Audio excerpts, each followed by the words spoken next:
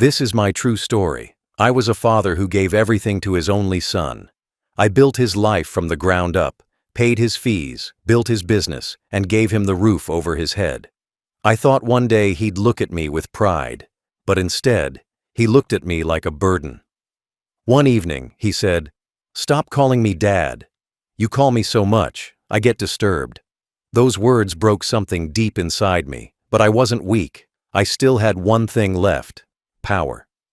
Before I continue, tell me where you're watching from and what time it is, and please subscribe so my story can reach more people. I worked every single day for that boy. From the moment he took his first breath, I made a promise that he would never go through what I did. I worked in factories, in warehouses, in the cold, in the heat, wherever they'd take me. My hands were never clean, my back never rested, but my heart was proud. Every dollar I earned went to his future. School fees, clothes, food, everything. I remember skipping lunch sometimes just so he could have new shoes for class. When he was little, he'd run up to me at the gate shouting, "Dad!" and wrap his arms around my legs.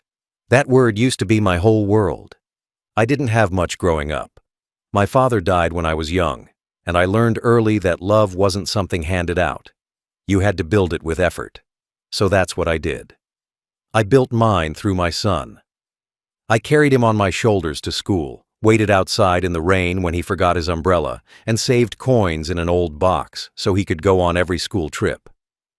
I didn't know what happiness was until I saw his smile. I thought I was doing everything right, being the kind of father I never had. When he grew older, I taught him how to work, how to respect people, how to be honest, how to keep his word. We used to fix broken furniture together in the yard. I'd hand him the tools, and he'd watch every move I made. I told him, "One day you'll build something better than this."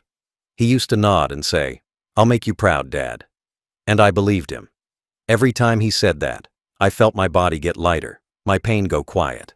When he turned 16, I bought him his first phone. It wasn't fancy, but it was new. I told him, "Now you can call me anytime." He smiled and said he would. Back then, that phone was a symbol. I thought it meant we'd always stay connected. Years later, that same phone became the wall between us. He did well in college. I paid for every class, every book, every dorm room. When he graduated, I stood in the crowd, clapping until my hands hurt.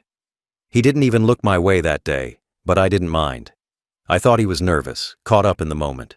I took a picture from far away, just to remind myself that it was all worth it. When he started his business, I was the first person he called. "Dad, I need help with the papers," he said. I didn't even hesitate. I signed whatever he needed. I co-signed the bank loan that got his company started. I put my name and my reputation on every document. I didn't do it for money. I did it because he was my son, because that's what fathers do. They open doors even when they're tired of knocking on their own. The business grew fast. He became busy, successful, surrounded by people who clapped for him. I used to sit at home and watch him on TV interviews, talking about how he built it from scratch. He never mentioned my name. Not once. Still, I didn't complain. I told myself that maybe that's what success does. It makes people forget where they came from. I thought, he's young. He'll remember later. But later never came.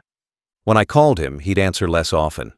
When I visited his office, the receptionist would say, "He's in a meeting." He stopped coming home for holidays, stopped checking on me after my doctor visits. I used to wait by the window every evening, just hoping he'd call to say, "How are you, Dad?" That call never came. I kept quiet through all of it because I didn't want to be a burden. I told myself that love doesn't need to be returned, that it's enough to give it. But deep down, I started to feel something break. It wasn't anger. It was sadness, the kind that doesn't shout, it just sits quietly in your chest. I never thought the same boy who once called me Dad with pride would one day say it like an insult. I didn't know then that love without respect is a slow kind of death. And I was already dying long before he told me to stop calling him Dad. It happened on an ordinary evening, the kind of evening that used to be filled with laughter years ago, when he'd come home shouting my name and I'd pretend to be asleep on the couch just to hear him giggle as he tried to wake me up. But that was long gone.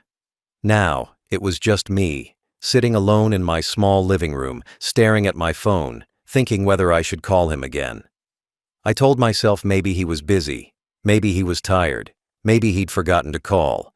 But that's what fathers always do. We make excuses for the same children who stopped making time for us. I had been sick that week. The medicine made me dizzy, and the silence in the house felt heavier than usual. So I picked up the phone and dialed his number. It was muscle memory by then.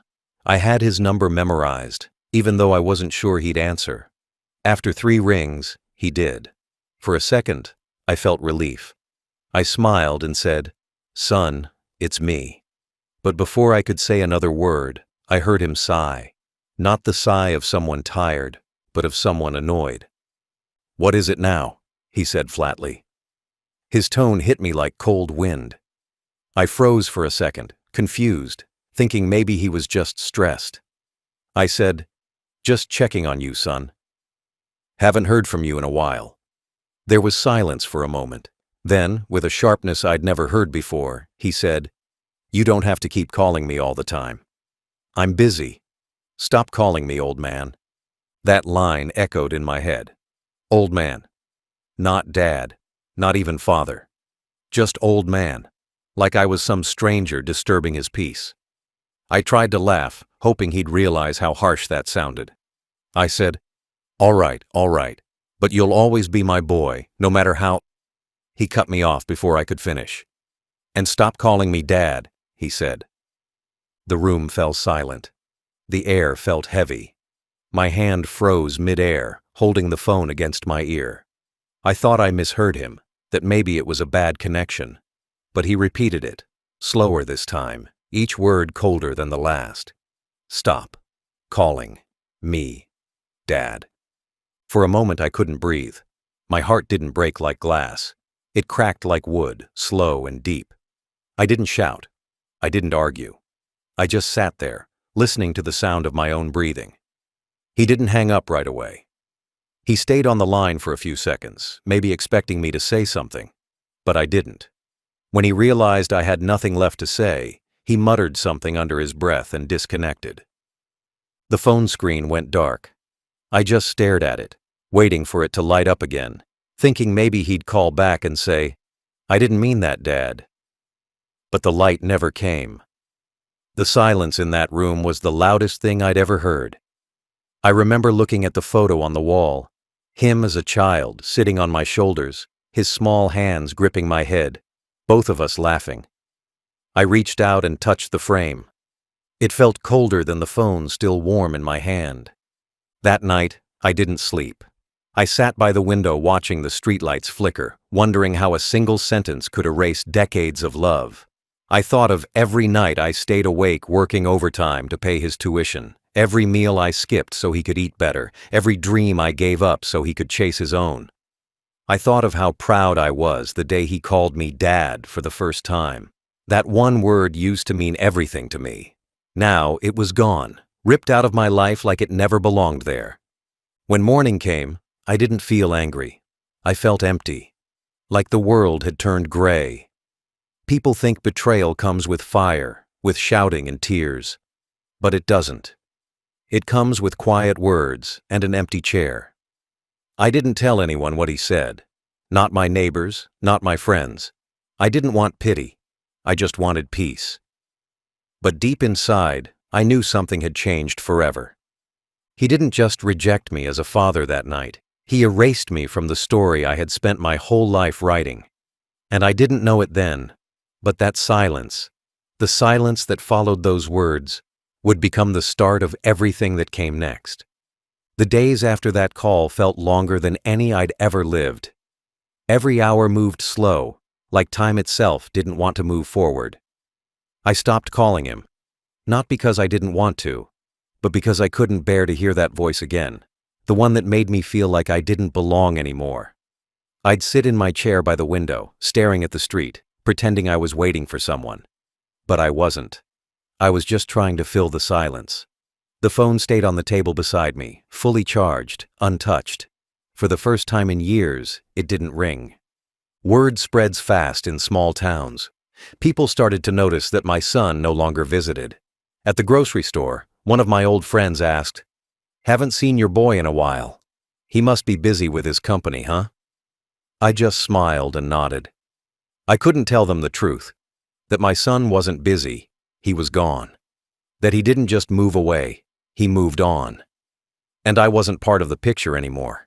Every question, every well-meaning comment felt like a knife twisted slow. Then came the whispers. Small towns have a way of making silence louder. I overheard two men at the coffee shop say, "You know, he doesn't even talk to his father anymore. The old man's all alone now." They didn't say it to hurt me, but it hurt all the same. I drank my coffee in silence, finished it to the last drop, and walked out before they could notice the shake in my hands. At night, I'd look through old photos, birthdays, school events, the day he opened his company. In every picture, I was there, behind him, beside him, always smiling. I realized I had spent my whole life standing behind him, making sure he never fell. And now, when I stumbled, there was no one to reach back for me. The irony was cruel, but it was real. His wife stopped answering my messages too. I used to send her small texts asking how they were doing, if they needed anything. She'd reply politely before, a few words, nothing more. But after that night, she stopped completely. I guess she heard what he said. Or maybe she just decided it was easier to forget me too. Either way, the silence grew heavier. Sometimes I'd pass by his office building on my way to the bank. I'd see him through the glass, laughing with clients, surrounded by people who clapped for him. He looked confident, happy, like he had everything. And I'd wonder if he ever thought about the man standing outside, the one who built the foundation under those shiny floors. I doubt he did. Success has a way of blinding people to the ground they're standing on. I didn't hate him. That's what surprised me most. I thought I would, but I didn't. Hate takes energy, and I didn't have much left to give. Instead, I just felt smaller every day. Like the world had quietly erased me without making a sound. My meals got smaller, my walks got shorter, my voice quieter.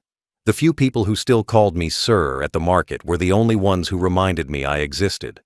One afternoon, I sat outside, watching the sun go down behind the trees.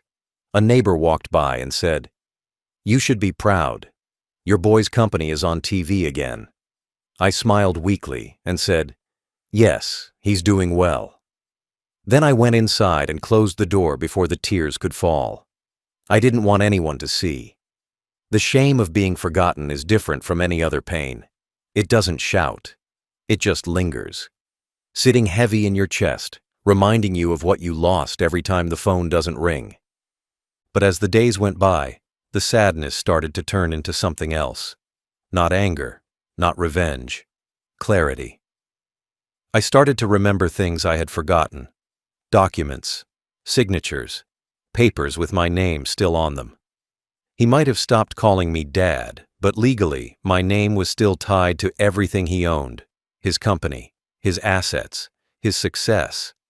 All of it started with my approval, my co-signature, my trust. And the more I thought about it, the more that silence inside me began to harden.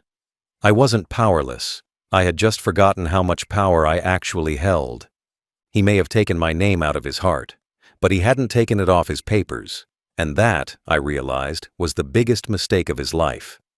It started as a quiet thought, the kind that sneaks into your mind and doesn't leave. I was sitting at the kitchen table one morning, staring at my old folder of documents. It had been there for years, a worn brown file that held the story of everything I'd built. I used to keep it just for memories, never realizing it would one day become my weapon. When my son first started his business, he had begged me to help him. I still remember that day clearly. He came to me with big dreams and even bigger plans. His voice was full of confidence, but his wallet was empty. "Dad," he said, "I just need your signature to get started." I didn't hesitate. I went with him to the bank, signed the loan papers, co-signed the contracts, and even let him register the business under both our names at first. He said it was just a formality, that once things got running, he'd transfer everything. I trusted him. I thought trust was the same as love. That folder contained every piece of that trust. the proof that my name still stood behind his success. Without my guarantees, that business wouldn't have existed. The bank had only approved the startup loan because of my property, my assets, and my name. Back then, it felt good to help him. I was proud when people said, "You raised a smart boy." But over time, he started acting like the company was all his. He changed the signage, dropped my name from everything public, and told people he built it from scratch. I didn't argue. Let him have the spotlight, I thought. What mattered to me was seeing him succeed. But now, looking at those papers again, I realized the spotlight wasn't his alone. The stage he stood on still belonged to me. The documents were all there. Original property titles, share agreements, the loan application with my name signed neatly next to his. I kept flipping through each page, and with every signature, I remembered every sacrifice that came with it. I could still see the small smudge of grease on one paper from the day I had come straight from work to meet the banker. I didn't even wash my hands before signing. My name, my fingerprints, my sweat. Everything about that business carried a part of me. And he had forgotten that. I leaned back in my chair and smiled for the first time in weeks. Not out of happiness, but realization. My son thought he had moved past me, that I was just an old man clinging to the past. But he forgot something important. The foundation never forgets the builder. No matter how tall the building gets, the ground it stands on still owns it. And I was the ground. That afternoon, I went to my small locker at the local bank. Inside was another folder. Insurance, savings, a few joint accounts that still had his name next to mine. He probably hadn't even thought about them in years. He was too busy chasing profits, too busy pretending I didn't exist. I ran my fingers over the metal edge of the locker and thought, if he can erase me from his heart, I can erase him from his success. Not out of anger, but out of balance. I didn't tell anyone about what I found. Not my neighbors, not even Mr. Raymond, my old lawyer. Not yet. I wanted to make sure every move was careful, legal, clean. I spent the evening going over every line, every term, every fine print he never bothered to read. He was good with numbers, but not with details. He thought signing a few documents meant control. He didn't realize that power isn't in ownership. It's in the signature that started it all. By the time night fell, I had already decided what needed to be done. He had built his business with my name, and now he would learn what happens when that name is taken back. He had forgotten that respect is the real currency, and without it, even an empire becomes worthless. As I put the folder back in its place, I said softly to myself, "He told me to stop calling him Dad. That's fine. But when the world stops calling him successful, maybe he'll remember who gave him that name in the first place." That night, for the first time in months, I didn't dream of sadness or silence. I dreamed of justice, the quiet kind that doesn't shout or hurt, but simply restores what was lost. I knew exactly what I had to do next, and it would only take one call. That night, the house was quiet. Too quiet. The kind of silence that almost hums in your ears. The folder sat in front of me on the kitchen table, the same table where I had once helped my son with his school homework. The lamp above flickered, throwing long shadows across the papers. My dinner was untouched. I wasn't hungry. I just stared at the documents, the signatures, the stamps. My name beside his, the proof of everything I gave him. All those years of work, sweat, and trust, printed neatly in black ink. I ran my fingers over my own name. It felt like a reminder and a warning all at once. I didn't feel angry anymore. Anger fades. What I felt was something colder. Resolve. That was the night I decided enough was enough. I couldn't change what he said to me. I couldn't make him love me again or respect me. But I could remind him who I was, not through words, not through emotion, but through the very thing he valued most. Control. The same control he thought he had over his success. I sat there thinking about everything that led to this point. The endless sacrifices, the years of struggle, the nights I stayed up worrying about bills just to make sure he'd have an easier life. I thought about how proud I was when he bought his first car, when he moved into his big office, when he stopped needing me. but that pride had blinded me. It made me forget that people who forget where they came from eventually fall. And sometimes it's the ground they left behind that reminds them how hard the fall can be. The clock on the wall ticked loudly. Each second felt like a question. Will you keep letting him disrespect you, or will you remind him what you built? I looked out the window. The street lights glowed faintly against the dark road. Somewhere out there, my son was probably having dinner in his big house, laughing, feeling safe, believing the world was under his control. He didn't know that the same man he told to stop calling him Dad was about to make one call that would change everything he owned. I stood up and walked to the drawer where I kept my phone book.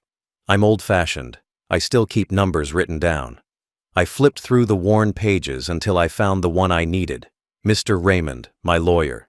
I hadn't spoken to him in months, but I knew he'd still answer. I placed my finger over his name for a moment, thinking about what this would mean. This wasn't about revenge. It was about fairness, the kind of fairness that only time can teach. Before calling, I looked around my small kitchen, the faded wallpaper, the old chair, the quiet space. Everything around me was real, earned, honest. My son's world, on the other hand, was built on borrowed hands. Mine. He had forgotten that. And now, he'd remember. I took a deep breath and dialed the number. It rang once, twice. Then a calm voice answered. Mr. Raymond here. I didn't waste time. It's me, I said. I'm ready to withdraw my name from all my son's company documents. Every guarantee, every signature. I don't want to be connected anymore. There was a pause. Then he said carefully, You're sure about this? I said, I've never been more sure in my life. He promised to start the paperwork first thing in the morning. It would be clean, legal, final. Once done, the contracts would collapse. The loans would be recalled. The investors would lose confidence. Everything my son thought was unshakable would start to crumble quietly, piece by piece, without a single argument or raised voice. When I hung up, I didn't feel guilt. I didn't feel victory. I just felt peace. The kind that comes when you stop waiting for people to change and start taking control of what's yours. I walked to the window again and looked at the night sky. The moonlight hit the street where I used to walk him to school. Back then, he'd hold my hand tightly, afraid of the dark. Now, he was the one who needed to find his way through it. That night, I turned off the light, went to bed, and slept without dreams. My mind was clear. My heart was steady. I knew what I had done would not destroy him. It would teach him. Because sometimes, the only way to make someone remember their roots is to shake the tree they grew from. The next morning began like any other, but I could feel something different in the air. I woke up early, made myself a black coffee, and sat by the window. The street was quiet, the way it always is before something big happens. I didn't rush. I didn't second-guess myself. The call to my lawyer the night before had already set everything in motion. By the time the sun fully rose, the process had started. My name, the same name that once gave my son's business its strength, was being removed from every file, every contract, every account that carried my signature. Around mid-morning, my phone rang. It was Mr. Raymond. His voice was calm, professional, but I could hear the undertone of movement behind it, papers being stamped, people talking. It's done, he said. The withdrawals are official. The bank has been notified. They've started freezing the lines tied to your guarantee. I thanked him quietly. This will take effect fast, he added. I nodded, even though he couldn't see me. That's all right, I said. He wanted distance. Now he'll have it. By noon, it had begun. Contracts started falling apart one by one. The investors, the ones who only trusted the company because of my name, began pulling out. The loan officers started calling, asking questions he couldn't answer. His credit line was suddenly cut short, the insurance tied to my property was voided, and the confidence behind his company vanished. The collapse didn't happen with explosions or chaos. It happened with quiet phone calls and formal notices. One signature undone years of arrogance. Later that day, my neighbor came by to drop off groceries. While I signed the receipt, I saw her scrolling on her phone. "You've seen this?" she asked. "There's some issue with your son's business." "It's all over the local news," I just smiled faintly. "No, I hadn't seen it," I said. Inside, I felt something shift. Not joy, not spite, just closure. Meanwhile, miles away, my son's office was in panic. He must have been sitting behind his desk, confused at first, then furious. The calls would have started pouring in, from banks, clients, investors, all demanding answers. He would have looked through his files trying to find out what went wrong, and then he would have seen it. Co-signer withdrawn. Legal guarantor removed. My name was gone. The foundation was gone. The man who had once built his success had just taken his name back. I imagined the scene clearly. Papers scattered, voices raised, his assistant pacing outside the door. His wife calling, worried. Him yelling into the phone, saying, "What do you mean the contracts are void?" All the while, the same phone he once told me to stop calling was now his worst enemy, ringing nonstop with bad news. The same line that carried his arrogance now carried his downfall. By the evening, Mr. Raymond called again. "You should know," he said, "your son tried to reach the bank to reverse it, but they told him it's final. Your withdrawal nullifies the agreements. Without your guarantee, everything reverts." I asked, "How long until it's complete?" He replied, "By tomorrow morning, it'll all be public record." After hanging up, I went to the kitchen, poured myself a glass of water, and sat down. I looked around my small house, clean, quiet, simple. Everything here was mine, not because of wealth, but because it was earned honestly. My son had forgotten the meaning of that. He thought success came from shouting louder, from showing off, from cutting people out once he'd climbed high enough. But he never understood that if you burn the hands that lifted you, the fall hurts more than the climb ever did. I didn't celebrate. I didn't call anyone. I just sat there as the sky darkened and the first bit of rain tapped the window. I thought about the night he told me, "Stop calling me Dad." I wondered if he remembered it now, if he realized that sometimes a single sentence can rewrite everything.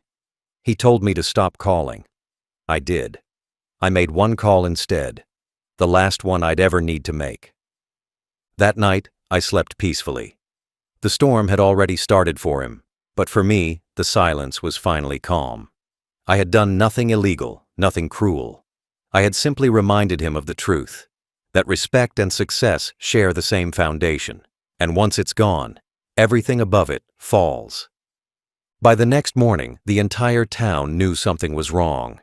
It started with whispers, short messages, quiet phone calls, headlines that didn't make sense at first. Local business empire collapses overnight. Investors pull out after guarantee withdrawal. His name was everywhere, and not in the way he was used to. I woke up early, as I always did, made myself tea, and turned on the radio. The announcer's voice was calm, almost detached, but every word hit like a hammer. Sources confirm the company's assets have been frozen following legal withdrawal by the co-signer. That was me. They didn't say my name, but they didn't have to. I sat there in silence, stirring my tea, and thought, he must be reading this too. By noon, the first knock came. It was him, my son. The same man who told me to stop calling him Dad now stood on my doorstep, hair messy, shirt wrinkled, eyes swollen. His car was parked halfway on the sidewalk, like he couldn't even think straight. I opened the door but didn't step aside. He looked at me for a moment, breathing heavy. "Dad," he said, voice trembling. It was the first time he'd said that word in months. I didn't reply. I just stared at him, not with anger, but with the same calm he once mistook for weakness. He ran his hand through his hair, pacing on the porch. "Something's wrong," he said. "The banks are calling. The investors are gone. The company's shut down. They're saying your name. That you—" He stopped mid-sentence. His voice cracked and I could see it. The panic, the realization, the fear. He understood. He knew. The man he told to stop calling had made one call that erased his empire. "Why would you do this?" he shouted suddenly, his voice breaking through the quiet morning. The neighbor's curtains moved slightly. I stayed calm. "You wanted distance," I said softly. "I just gave you what you asked for." He shook his head, tears filling his eyes. Dad, please. That word again. Dad. It sounded different now. Not proud, not careless, but desperate. He took a step closer. You can fix this, right?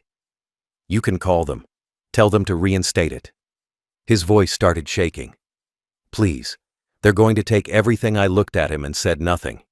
He kept talking, rambling, pleading. We have bills, Dad. The house, the car, the employees. They're all calling me. They think I cheated them. Please, I need your help. He reached for my arm, but I pulled away. You said not to call you Dad, I said. So why are you calling me now? His face fell. He froze, like a child caught lying.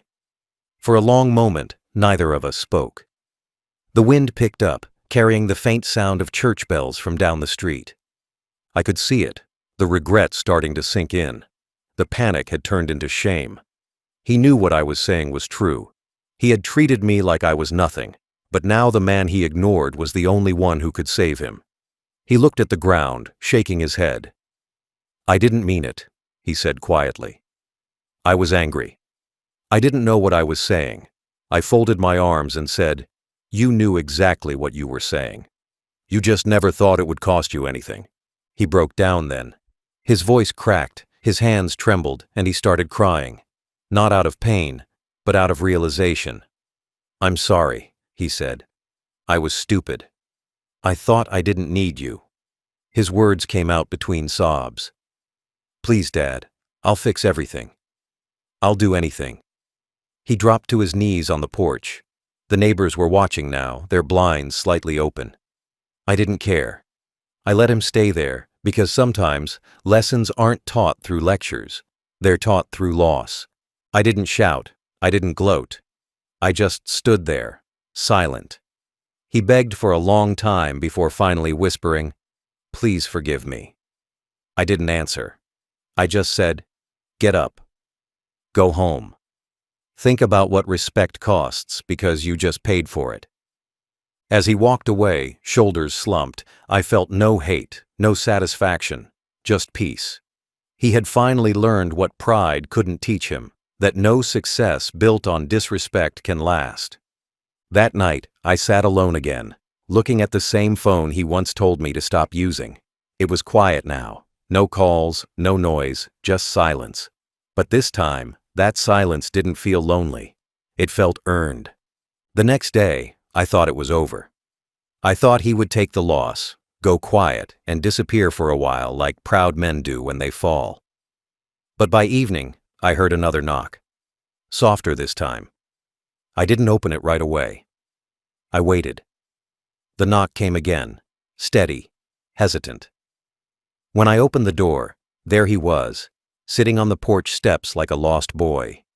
His suit was gone, replaced by a plain shirt, his face pale, his eyes swollen red. He looked smaller, weaker, like someone who had been stripped of everything but guilt. When he saw me, he stood up quickly, his hands shaking. Dad, he said again, voice breaking before the word even finished. He didn't wait for an invitation. He walked straight in and dropped to his knees in the middle of my small living room. His voice came out cracked, desperate. Please, Dad, please. I made a mistake. He started crying openly. Not the kind of crying people do for sympathy, but the kind that comes from somewhere deep, the kind that shakes your whole body. His tears hit the floor, one after another. I didn't move to help him. I just stood there, watching the same man who once told me to stop calling him Dad, now crying for me to answer to that word again. I was wrong, he said between breaths. I thought I didn't need anyone. I thought I was strong. He looked up at me, eyes full of shame.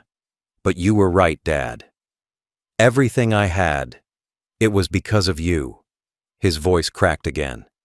I treated you like nothing, and now I have nothing. I didn't respond right away. I wanted him to sit in that silence, the same silence I had lived with for months. I wanted him to understand that respect isn't given by chance. It's built, word by word, action by action, and when you break it, it doesn't come back easy. He kept talking, begging, explaining. The bank called. They said without your signature, the loans are gone. The investors pulled out. They want to take the office, the cars, everything. His voice trembled. Please, Dad, you can fix it. I know you can. You always could. He crawled closer, reaching for my hand, but I stepped back. He froze, his hand hanging mid-air. You told me to stop calling you Dad, I said quietly. So why are you calling me now? The question hung between us like a heavy weight. He lowered his head again. Because I forgot who you were, he whispered. And I forgot who I was because of it. I could feel his pain, but I didn't rush to comfort him. This wasn't about revenge. It was about realization. I needed him to remember that fathers are not burdens. They are foundations. When you kick the foundation, the whole house falls. And he was standing in the wreckage of his own doing. He pressed his palms together like praying. Please, Dad. I'll do anything. I'll start over. I'll take care of you. Just fix this. Please. His voice broke completely then, and he lowered his head until it almost touched the ground. For a long time, all I could hear was his quiet sobbing and the ticking of the old clock on my wall. Finally, I took a slow breath and said, I don't want your business. I don't want your money. I just wanted your respect. You had one job, to remember who helped you rise. He looked up, tears streaking down his face. I do now, he said. I swear I do. I nodded, but I didn't promise anything. Some lessons aren't supposed to end in comfort. They're supposed to stay raw, so they're never forgotten. I reached out and placed my hand on his shoulder, not as a gesture of forgiveness, but of closure. You'll rebuild, I said softly. But this time, do it the right way. Earn it. Don't take shortcuts through people's hearts. He nodded, crying harder. I walked to the door and opened it. Go home, I said. Rest. Tomorrow's a new day. He stood slowly, wiped his face, and looked at me like a man seeing his father for the first time again. Then he walked out without another word. As I closed the door, I felt something shift inside me. Not pride, not revenge. Peace. The kind that comes when justice and love finally meet halfway. He had begged for forgiveness, and I had given him something better. The chance to become a man worth forgiving. After that night, everything felt different. Not just for him, for me too. I didn't feel like the same quiet father sitting by the phone, waiting for a son who never called. Something had shifted deep inside. For the first time in years, I felt balanced. Not powerful, not proud, just even. The world had a way of setting things right when you finally stopped protecting the wrong people from consequences. In the days that followed, my son tried to fix things. He called the banks, the investors, even the lawyer. But the system had already done its work. Every door he opened led to another closed one. Every person he called had already moved on. The company that once made him untouchable was now silent. No meetings, no clients, no transactions. The sign that once bore his name now looked meaningless. That's when he started to understand what I had tried to teach him his whole life. That money without respect doesn't last. He visited again after a few days. He didn't come in shouting this time. He walked in quietly, carrying 2 cups of coffee.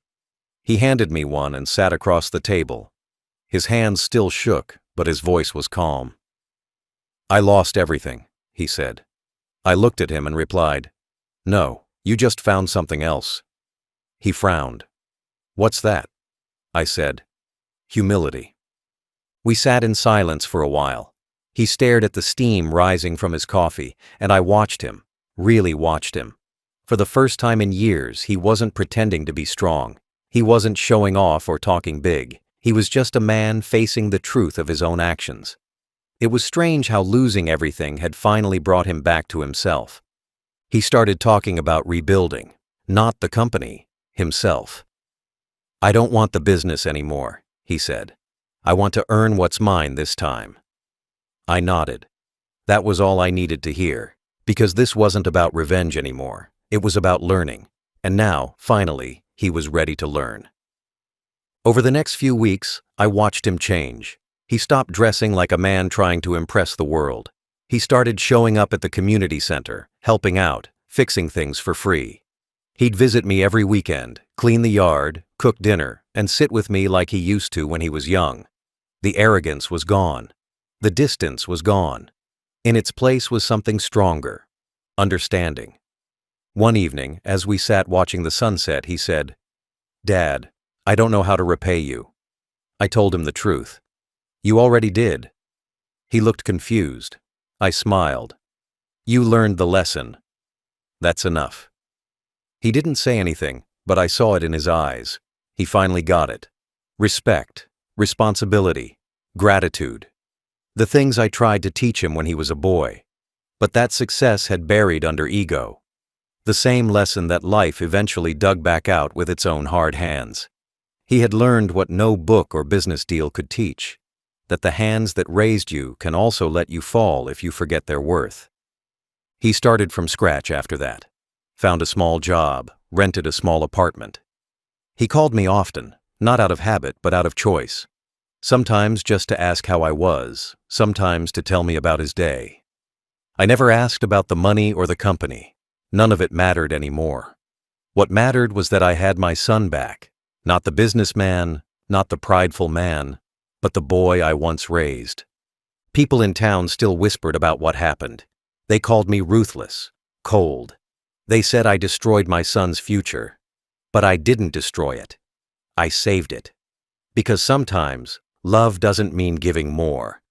Sometimes it means taking away what's killing a person slowly: their arrogance, their blindness, their pride.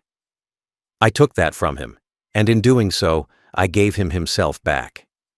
He told me once, "Dad, I finally understand why you did it." I nodded and said, "Good." Because that was the point.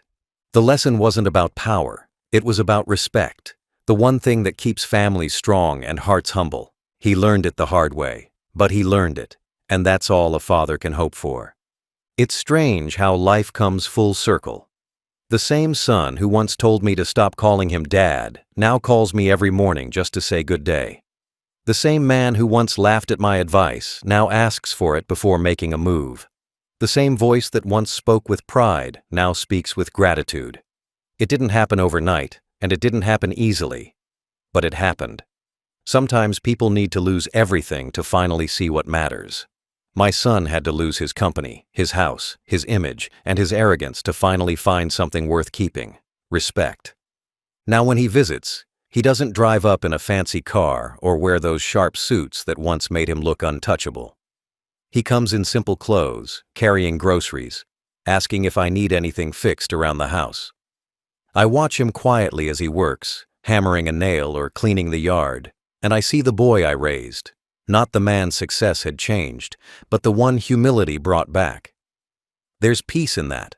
Not victory, not satisfaction, just quiet peace. People still talk about what I did. Some say I was cruel, that I went too far. Others say I was brave. But I don't think it was either. It was necessary. Fathers are expected to give endlessly, but giving without boundaries turns love into weakness.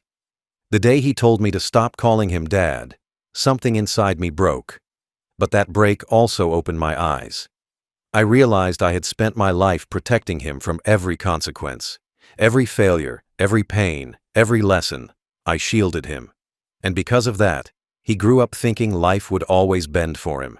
It took one call to remind him that even love has limits. He never knew that I cried that night after making that call. Not because I was proud of what I did, but because I knew it would hurt him. No parent wants to see their child fall. But sometimes you have to let them hit the ground so they understand why you told them to walk carefully. I didn't ruin him, I rebuilt him. I took away the illusion of power so he could find real strength. Months have passed now. He's working a normal job, earning his own way. It's not glamorous, but he's happy. He visits every weekend, and we sit on the porch talking about small things: the weather, the garden, the people in town. He tells me about the co-workers who respect him, not because of his last name or his company, but because he shows up, works hard, and stays humble. That's all I ever wanted for him. One evening, as the sun went down, he said, "Dad, you know that call you made? It saved me." I looked at him and smiled. "I know," I said. "It saved me too." Because it did. It freed me from the quiet pain of being forgotten. It reminded me that even in old age, a father's voice still matters. It may shake, it may soften, but when spoken with purpose, it can still change lives. Now, when I pick up my phone and see his name on the screen, I still pause for a second before answering. Not out of bitterness, just reflection. Every ring reminds me of that night, of those words, of how far we both came from them. "Stop calling me Dad." Those 4 words built a wall between us. But one call tore that wall down, brick by brick, until only truth remained. He learned his lesson. I learned mine. He learned that success means nothing if it costs your family. I learned that love means nothing if it doesn't have self-respect. We both found balance in the wreckage. I don't know how many years I have left, but I know this. When I'm gone, he'll remember me not as the man who gave him money, but as the man who gave him a lesson that money could never buy. Final thought. He told me to stop calling him Dad, so I made one call that reminded him who I truly was. Not his burden, not his weakness, his father, the man who built his world and, when needed, rebuilt his heart.